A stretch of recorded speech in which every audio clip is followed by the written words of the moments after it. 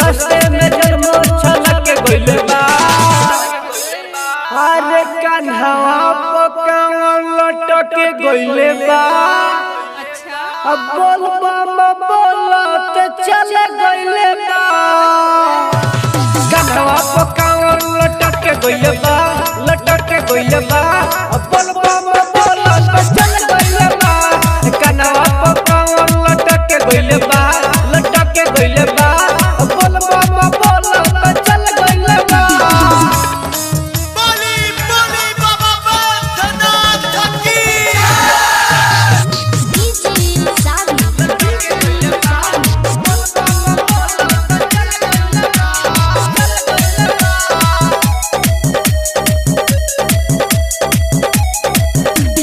जितना चरण में लग गया रे पूरा कंवरिया तो नाचे। गांजा के भोग में ये बाबा सारा कंवरिया तो नाचे। जितना चरण में लग गया रे उतने कंवरिया तो नाचे। गांजा के भोग में ये बाबा सारा कंवरिया तो नाचे। नचला को जल हमर छलक के गइले बा, नचला को जल हमर छलक के गइले बा।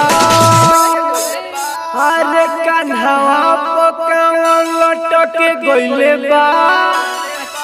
अब बोल बाबा बोलत चले गइले बा। कान्हा पकावन लटक के गइले बा, लटक के गइले बा। अब बोल बाबा बोलत चले गइले बा। कान्हा पकावन लटक के गइले बा, लटक के गइले बा। अब बोल बाबा बोलत चले गइले बा।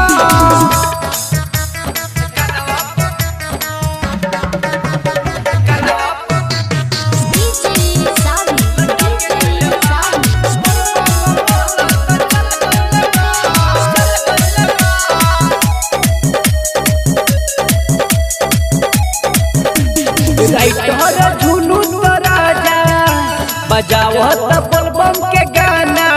अरे सारा कंवरिया तो नाचे बाजत बोलबम के गाना।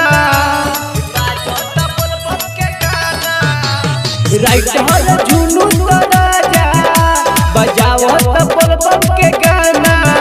अरे सारा कंवरिया तो नाचे बाजत बोलबम के गाना। अरे सामने भजपुरिया पहुँच गइले बा, सामने भजपुरिया पहुँच गइले बा। अरे कान्हा पकावन लटक के गइले बा। अब बोल बाबा बोलत चले गइले बा। कान्हा पकावन लटक के गइले बा, लटक के गइले बा। अब बोल बाबा बोलत चले गइले बा। कान्हा पकावन लटक के गइले बा, लटक के गइले बा।